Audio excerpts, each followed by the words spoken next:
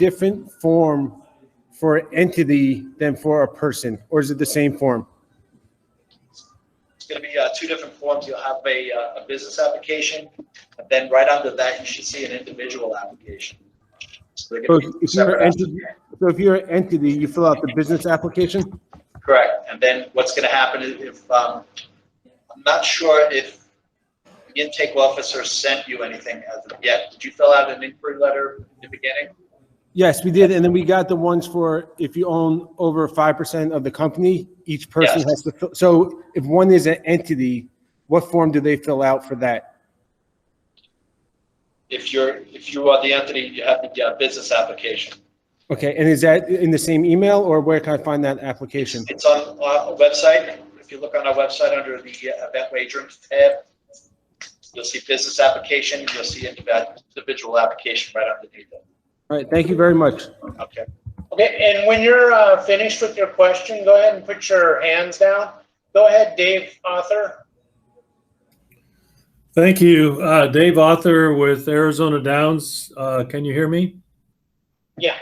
Good. I've got a few questions. I don't want to hog the time, but my first question is there's two OTB systems, one Arizona Downs and one with Turf Paradise. Does it matter to the department for an OTB to be a limited event wager location if it's a Turf Paradise OTB or an Arizona Downs OTB? Has there been any division of who gets what and how many or anything like that?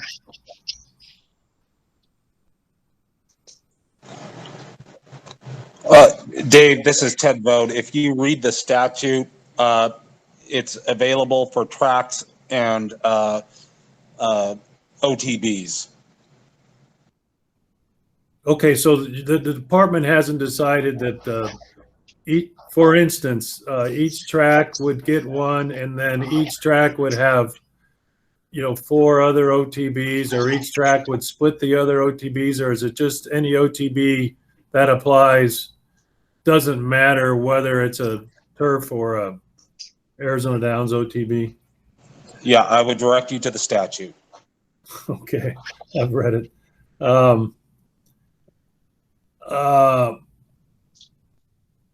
Let me see if I can ask it this way. If Arizona Downs applies for a limited event wager permit, it needs to be associated with either a sports team or a tribe. And then if an OTB applies for a limited event wager, that OTB has to partner with a different sports team and tribe. So there has to be a total of 10 different partner arrangements if there's going to be 10 limited event wagering operators. Is that your understanding? Again, Dave, I'll direct you back to the statute. Okay. That means, I hate to do it wrong and then have you say you did it wrong, but some of these questions are not entirely clear in the statute.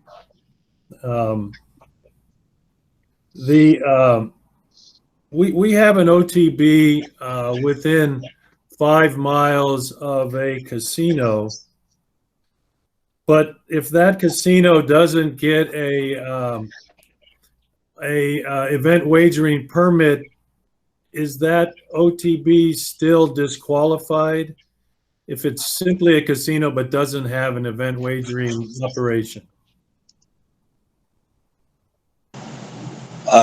Again, I hate to say this to you again, Dave, but I'll direct you to the statute.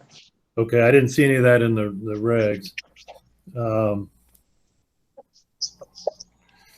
One of the things, obviously, Arizona Downs has a requirement to team up or partner with a tribe or a sports team.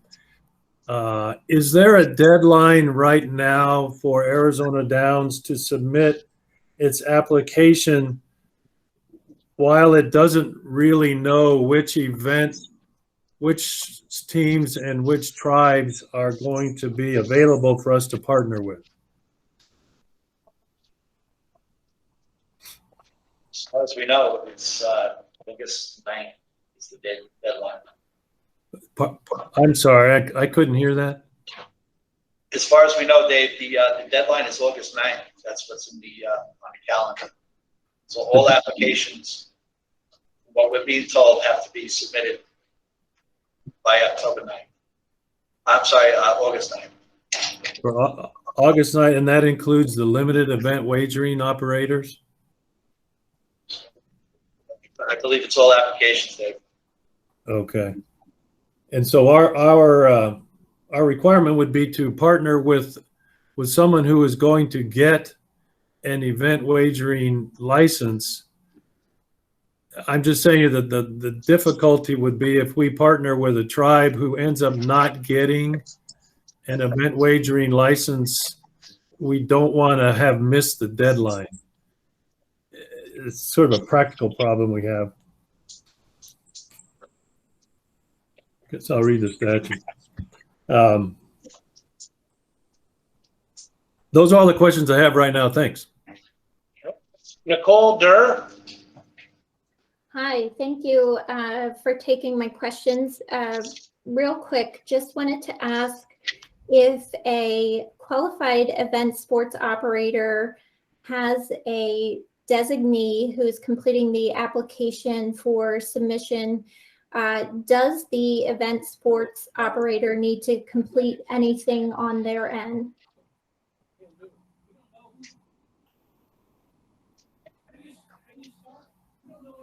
Yeah, we got applications for that. No, the designee.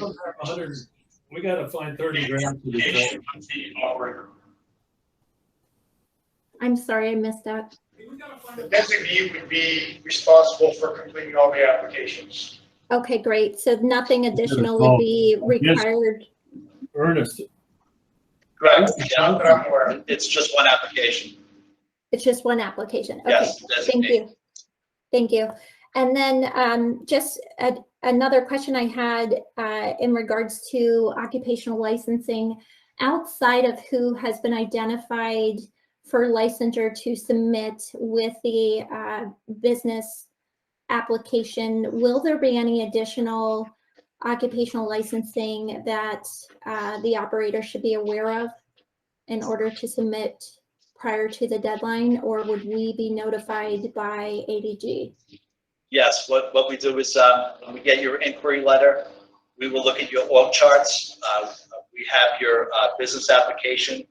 Once we review the organizational charts, what we'll do is we'll request individual applications. So we want to see if you have a CEO, CFO, and COO. Those are primarily the principles that we're looking to disclose right now. Okay, great, thank you. And then my last question is on the application itself. There is a question that requests any past or current letters of concern, violation, hearings, or settlements. My question to you is, how far do we need to go back as far as past? That's a good question. 5 years? At least 5 years. The last 5 years? Okay. That was all of my questions. Thank you. Appreciate it. Real quick, I just want to touch base on who needs to submit applications. Now, if there's a brick and mortar facility among event wagering employees, which include those who accept wagers, redeem tickets, and/or handle monies, would also need to submit an individual application, just so you're aware. Okay, Lewis.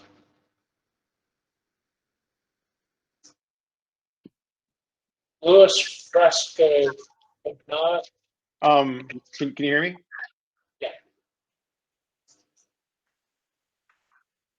So one of the questions we had was that for tribal certifications, we have, this would be, my first portion of this question would be for our retail operation. on tribal property.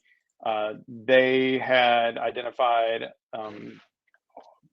our company as needing certification from Arizona Division of Gaming. So we've begun that process. But then I guess the risk management and software provider was also identified by ADOG. Is there any sort of guidance on who all needs to seek tribal certification or ADOG certification to operate event wagering on premises at a tribal property? Yeah, so you're a software company, is that what you're saying? Yeah, I represent Churchill Downs Interactive Gaming, and we would be a sports wagering or event wagering platform provider, and then we would utilize a software company to provide the software on the actual kiosk that we provide. So that software company was one that was identified as also needing certification. Yes, correct. So they would need to fill out applications as well. Okay, and is there any guidance on who else might be brought into that? I can't imagine anyone else that we would really need, but or do we just forward those questions to you when it comes up? Yeah, if you have a question, you can call us or you can send a question through our data motion or event wagering intake email. Okay. We can answer all your questions through there as well. Well, and okay, go ahead. It's EWFS intake at azgaming.gov. And any questions you have through that, we can answer through that portal as well. Okay, thank you. Ancillary to that question, is there any requirement from ADOG to have if we are partnering with the tribe either as managed service provider or designee, is there any requirement from ADOG to have a license through the tribe with which we are operating or providing services to? Yes, you'd be required to be licensed. That's right. And then this would be for online, or will all the vendors that, I mean, an online operator may utilize 15 plus vendors. Do they all need to have licensure to the tribe as well? Yeah, most likely if it's on tribal land, yes. Yeah. And so, well, then they also need to be licensed through ADOG? Correct. When do we need to, I guess we go to that intake email if we have a vendor that may fall under the licensing requirements to inquire as to whether they need a license? Yep, just submit your question and then we can get back to you. We'll look into that further. Okay, thank you. Jessica Dunn? Yes, hi, can you hear me? Yes. Hi, thank you so much for taking my questions. I just have a couple really quick, hopefully quick.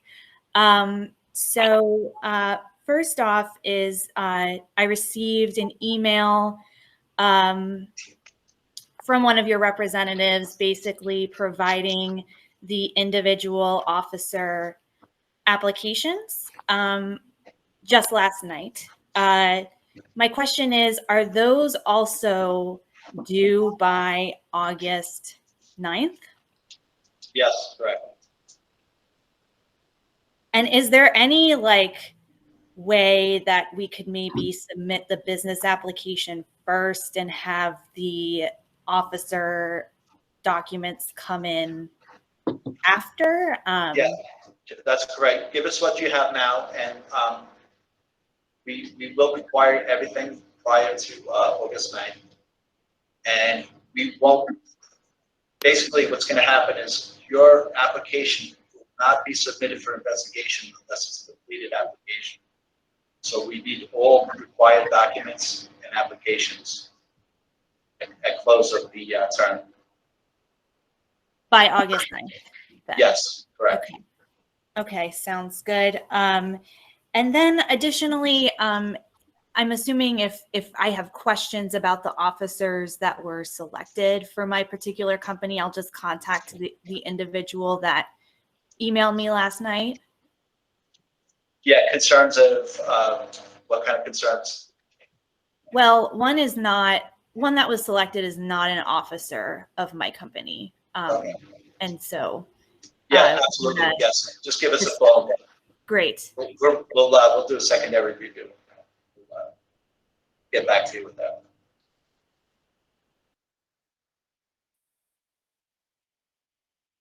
Does that answer your question, Jessica? Wonderful. I appreciate that. Additionally, forms via doc. I'm sorry, can you hear me? Yes. Okay. Sorry, is it okay if I go on to my next question? Absolutely. Okay, sorry. Last one, I promise. So I'm wondering whether the ADG will accept these forms docu-signed. My company has not reopened our offices yet. So it would be rather challenging to obtain an executed form from our officers and then the business application notarized. So just was wondering. So you're asking if you could send your documents through DocuSign? So I would have my officers docu-sign all of the required application forms. Absolutely, And submit to you. Yes? Yes. Perfect. Thank you so much. So that means the notary, any notary block would be not expected then. The release form. Yeah, the release forms have got to be notarized. The release of information, we will need notarized because when we forward it to police, several police departments, they look for that notary and they'll reject it on our end if it's not notarized. Gotcha. Okay. So that, okay. So everything, then that pretty much means the docs need to be notarized and wet signed. Okay. Thank you. Kevin Cochran? Thank you, everyone. Kevin Cochran with DraftKings. I have a few questions. The first question is around the supplemental application, and reading the statute in the way that it doesn't appear that a certain classification of qualified event wagering operators at this point would have more than 10 potential applicants. In that instance, would somebody applying as a designee on behalf of a qualified event wagering applicant need to fill out the supplemental application at that point if it's unlikely that it would ever be used? Kevin, we've asked for the supplemental application for all parties, sports teams or event wagers, or excuse me, sports teams or tribes to fill out the supplemental and submit it with the application. Okay, thank you. That makes sense. So then following up on that point, since the qualified event wagering operator, if they use a designee, would not be required to fill out any application, but Rule R194106E allows for other stakeholders involved in that application to be submitting materials for the consideration of the supplemental application. Would we just have to, for instance, flag our event wagering operator partner to answer some of those questions, to say this is from our designee application, and then the other answers would be from the event wagering applicant?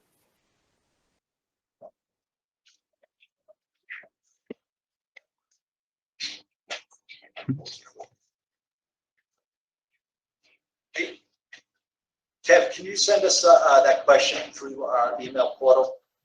So Yes, for sure. we can look further into it. I don't want to give you an answer right now. I'm more comfortable. Thank you. Yeah, we're just trying to determine how we get all the answers on the same application. So I will definitely send that through. Okay.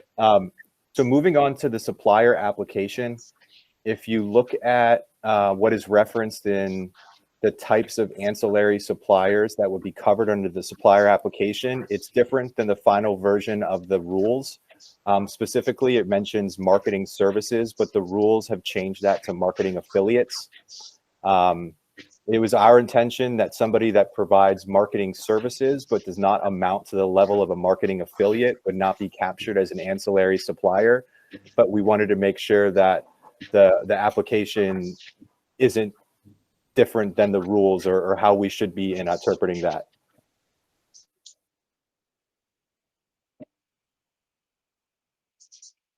Once again, Kim, can you just write a little detail on the same email?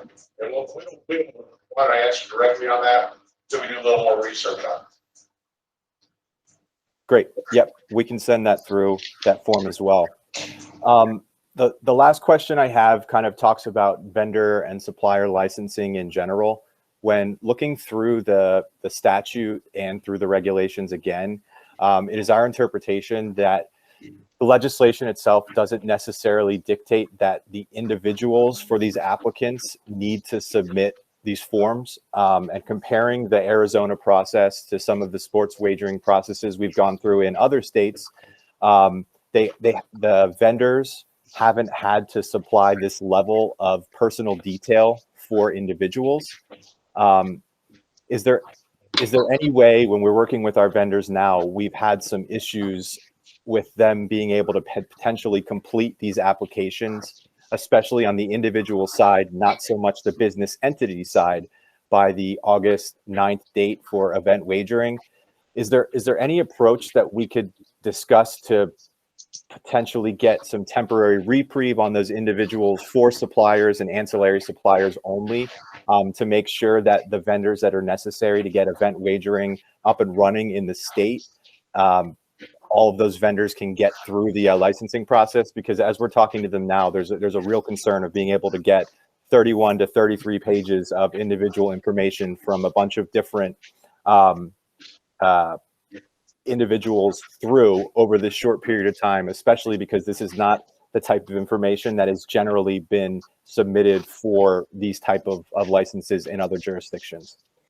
Yes, Kevin, when you send me the email, just have your phone number. I'll touch, I will call you and we can review the positions that you're referring to, and we can work it out from there. Perfect. We'll look into it from there. Thank you so much. I will send that email shortly. Thank you again. All right, Matt? Matt Olin? Yes. Hi, can you hear me? Yes. Fortunately, most of the questions I had have already been asked, so I appreciate that. I suspected we'd all have very similar questions. I just have a couple here. One is, we know that there will be background investigations. We know that the event wagering designee will be the primary applicant. I guess one question for elaboration is, those of us who are with the gaming enterprise, this is for tribal, obviously, I'm with San Carlos Apache tribe, by the way. With respect to background investigations for CEOs, CFOs, and primary gaming officials, most of us already hold a license and have been licensed by the state. Would we be expected to resubmit those applications, or would that be simply for our designee? That would be for the designee. Okay. Let's see here. This one's been answered. Actually, I think most of these have been answered. Let me just check before I sign off here. I think you've also answered this, I guess, but if not, does the application have to be secured through the portal, submitted through the portal on the website, or hard copy? We prefer it through the portal, with the secure data motion portal. Instructions are on the website, and that's the safest way to send it. All right, so that we're clear, the tribe or the tribe's gaming enterprise does not need to complete any application. It is all through the designee. I think, I hate to repeat myself, I think you've made that clear. I just want to be certain that we're completing all necessary applications. That's correct. Okay. I believe, oh, one last question. We actually had submitted a sponsorship letter to the state a few weeks back. It was pre-licensing. Do we need to resubmit a sponsorship letter? Oh, it'll be on file with us. Okay. All right. Probably out of an abundance of caution, so you have all documents together. We'll resubmit that with the application itself. Okay. That sounds good. And that's all. Matt, let me address one issue there. With the designee application, the tribe is going to be required to also submit an agreement or contract that the tribe has with the designee.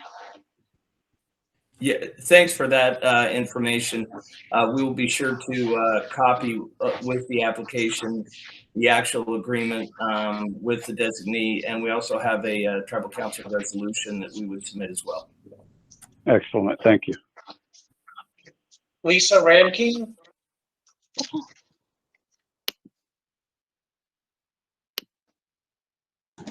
Hi, good afternoon. Just following up on one of the earlier questions about occupational licenses required for the brick and mortar retail employees. I know that will be a requirement, but will that be required as part of this August 9th submission date, or is that done a little bit later in the process before launch? I would say it's probably going to be later in the process before launch, because for most cases right now, you don't even have those employees identified yet, correct? For the most part, there might be one or two in preparation. Right. So those one or two in preparation, we would want licensed before the August 9th.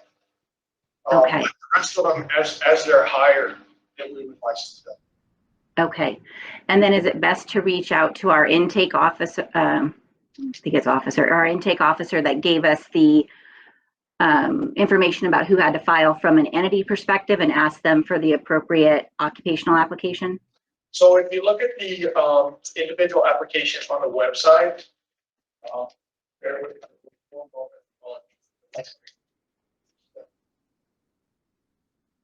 I'm sorry, it's breaking up a little bit. Yeah, bear with me one moment. On the website, there is an employee application. Within that employee application, it outlines who needs to be licensed. Okay. So I refer you to the application. Perfect. Very helpful. That's all I had.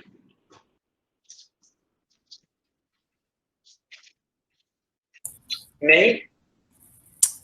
Good afternoon. Thanks for taking my call and questions. And this is a really helpful process for all this Q&A session. My first question is in regards to the management services provider application. Item 14 asks us to list all sub-providers. I can't find sub-providers as a defined term anywhere. I was wondering if you guys could clarify what you're looking for there. That would be like the equivalent of a subcontractor. If you contract out part of your business to someone else to supply it to you for this, then that's what we're looking at. And will they require any sort of applications, or you just want that information, the contact name and number?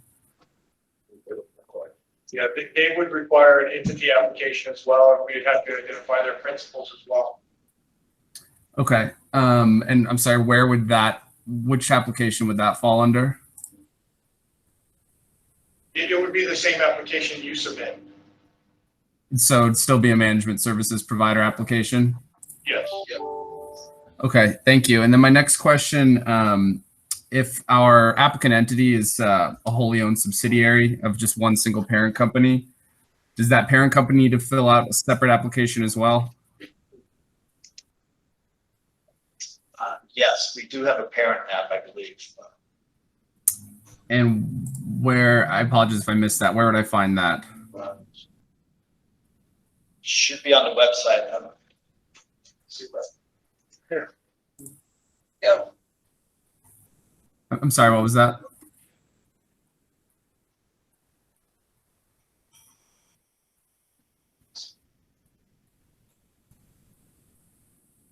Nothing.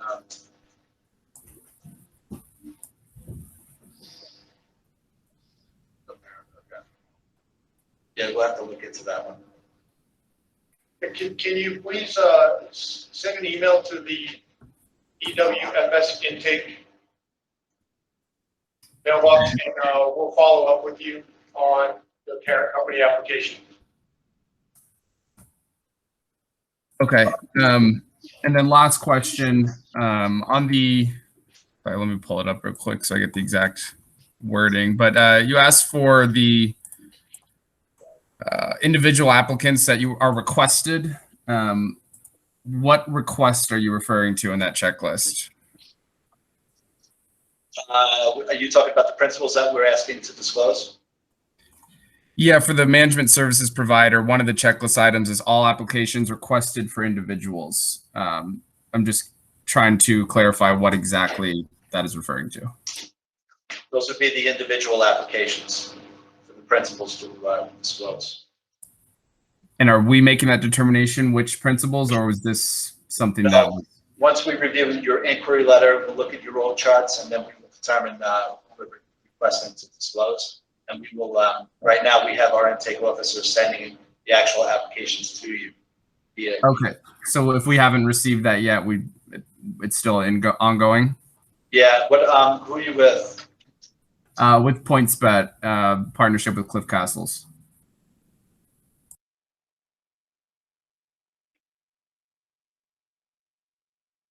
What's that again? Point? I'm sorry, PointsBet Arizona LLC in partnership with Cliff Castles.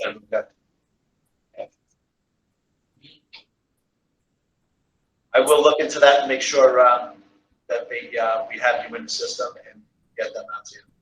Thank you so much. Mostly everybody right now should be receiving applications for individuals. Okay. I'm pretty Noted. Thank you. clear. I think we're through the list basically. That's it for me. Aaron Moss.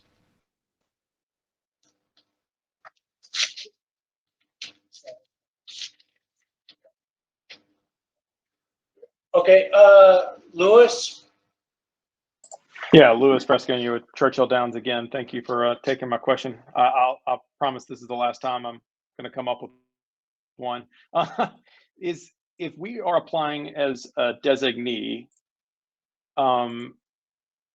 can the designee contract with a limited event wagering operator via their travel partner, or does that need to be done through the travel partner and not the designee?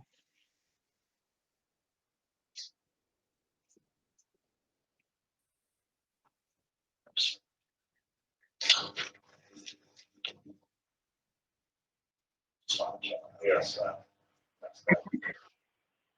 There's nothing to prevent you from contacting the tribe and trying to work out an agreement. However, the tribe has to send a sponsorship letter to the department along with documentation saying that that designee has been appointed and they are qualified.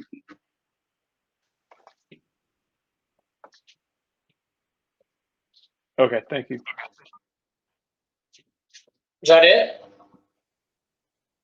I think you've answered all the other ones, other than we will also need that parent company application. So we'll send a request to that the portal the email address you've referenced, the EWFS intake. Noreen. Hi, can you hear me? Yes. Great. Thanks for taking my question. I'm just starting this process and I'm listening to everyone talking about the inquiry letter. So I'm filling that out right now. So that I'll get out to you today. So can I not start the application process until I hear back from you with the inquiry letter? You can start filling out the application, but we prefer not to receive it until you get an email back from us in reference to your inquiry letter, so that okay. the principles that are identified, we make sure we get the correct ones. Okay. And one more quick question. I'm with a online security company, and so we're working with an iGaming client. That's how we're playing into this. So would I be filling out the ancillary supplier application?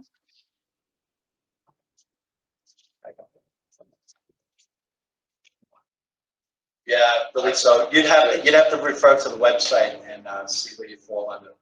Okay. Okay, great. I think that's it. Thank you. Sarah?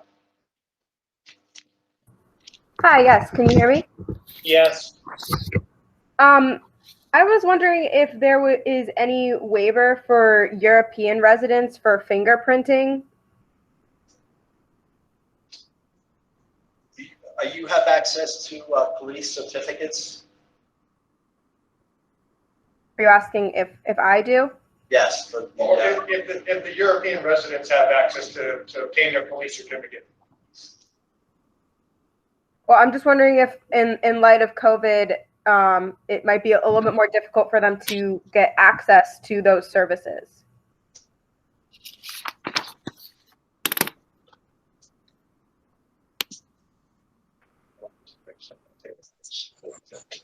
Sarah, if you can go ahead and send in this question into the intake box, we'll have to get back to you on that. Okay.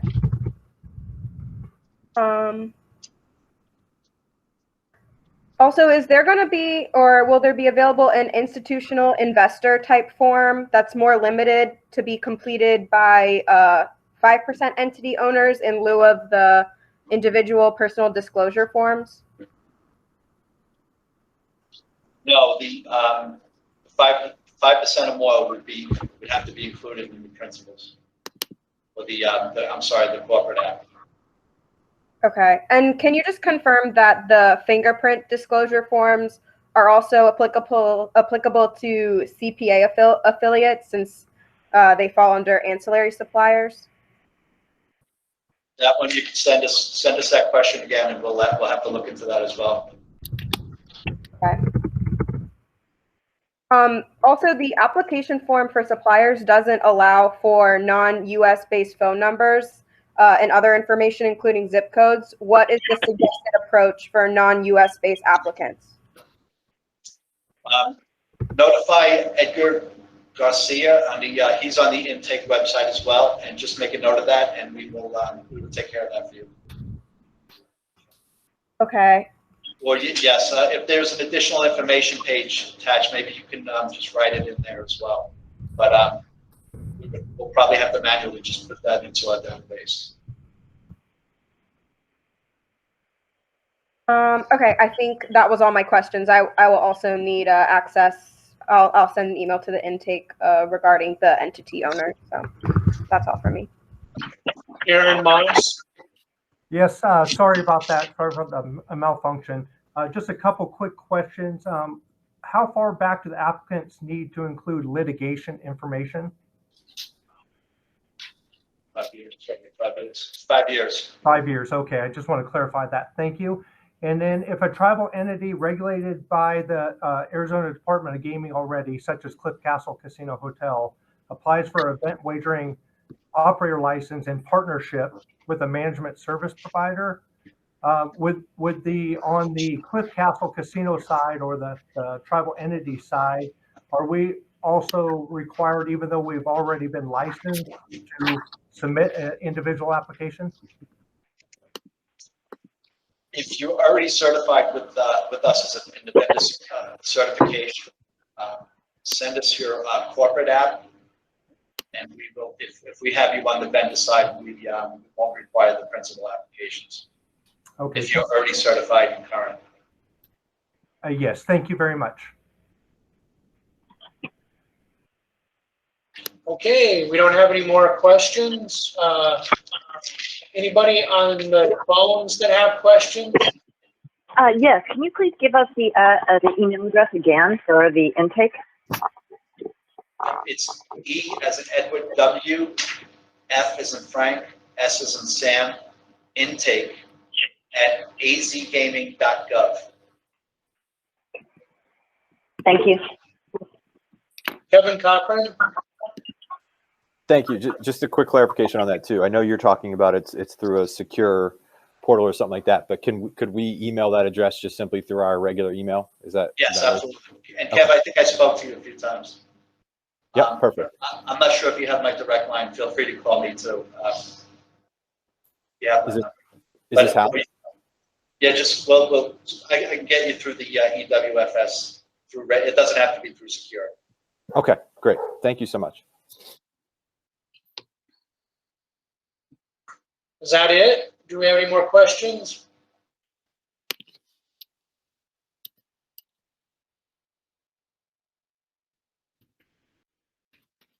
Okay, since there's no more questions, does anybody have anything to add? All right, thanks everyone for being on the call. And just an FYI, if you have more questions, we'll be doing this daily at 11 o'clock Monday through Friday. Happy to see you online, and thanks for attending. Happy Friday. Thank you. Thank you.